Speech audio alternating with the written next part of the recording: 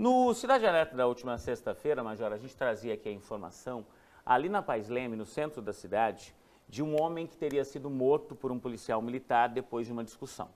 Foi próximo a uma barbearia ali. Me dá as imagens, por favor, das câmeras de segurança, e elas mostram o momento, a briga já tinha começado e eles estavam ali, ó.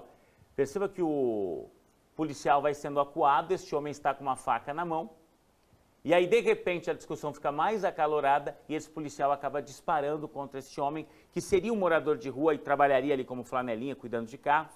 Esse homem acabou morrendo. Eu tenho reportagem desse caso e, na sequência, eu quero saber a posição do Major Nelson Villa, eu quero saber a posição da polícia nessa história. Seria legítima defesa? O policial fez o procedimento correto? Meio-dia 16, enche a tela. As imagens de câmeras de segurança flagram a discussão. Na parte de cima do vídeo, é possível ver o momento em que o flanelinha vai para cima do policial. O rapaz está com uma faca na mão, fazendo ameaças contra ele. Em seguida, tenta atingir o policial, que atira contra o rapaz. Baleado, ele cai no chão depois de ser atingido por pelo menos 3 disparos. O vídeo foi registrado por uma câmera de segurança que fica na rua Pais Leme, no centro de Londrina.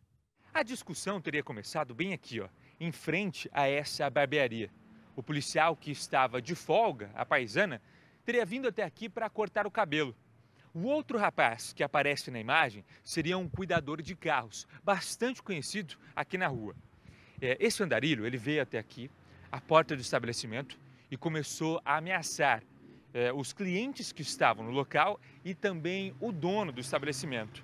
Foi então que o policial levantou, foi até a porta e tentou intervir na situação. Só que aí, esse cuidador de carros ficou bastante alterado e os dois iniciaram uma discussão. Ele também tentou agredir ali as pessoas e o policial militar questionou esse indivíduo, acabou saindo ali para fora do estabelecimento. O indivíduo continuou desferindo xingamentos contra o policial e também indo para cima dele. O policial chamou os homens do corpo de bombeiros para atender o flanelinha. Mas quando a ambulância do SEAT chegou no local, ele já estava morto. Os disparos teriam atingido primeiro as pernas e depois a região da cintura. O IML foi até o local e o rapaz foi identificado como Emerson Garcia, de 35 anos. A faca que estava com ele também foi recolhida. A Polícia Civil deve investigar o caso. Agora serão tomadas as medidas necessárias para tentar esclarecer esse acontecimento. A nossa equipe conversou com o proprietário da barbearia, que preferiu não gravar entrevista, mas disse que o flanelinha já tinha feito outras ameaças contra clientes do estabelecimento e também moradores da região.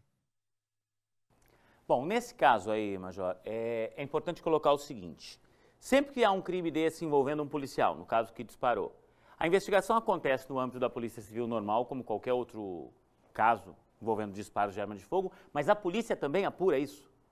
Geralmente, quando há a certeza inequívoca de que a ação foi em razão da função, abre-se o inquérito policial militar para apurar os fatos. Nesse caso, parou uma dúvida no momento do conhecimento da situação, e por uma questão de isenção, imparcialidade, e tendo em vista que ele estava de folga e que não havia convicção de ter ele agido ou não em razão da função, optamos por transferir a responsabilidade, e assim foi acordado com o delegado de homicídios, para a Polícia Civil para proceder ao inquérito policial comum. Então não vai haver sequer a participação da Polícia Militar nessa apuração, ou seja, para que ela seja feita de forma extremamente imparcial. A ideia é essa. Perfeitamente. Existem dois âmbitos, o criminal, né, de acordo com o qual, nesse caso concreto, entendemos que há a competência da Polícia Judiciária para fazer e há também a possibilidade de que nós instauremos, avaliando o caso concreto, um processo administrativo, mas aí seria na esfera disciplinar. No entanto, nós temos que ter cautela, porque o policial militar, mesmo estando de folga, ele é um cidadão comum, né, e tem o direito também de preservar a própria vida numa situação limítrofe, grave como essa. É claro que é importante que nós não façamos ainda juízo de valor, mas tendo em vista que ele se colocou à disposição do processo, foi até a autoridade policial, ele próprio solicitou socorro e não vai criar nenhum embaraço à persecução criminal, então ele responde em liberdade. Só uma pergunta, ele segue trabalhando nesse período, Major, normalmente?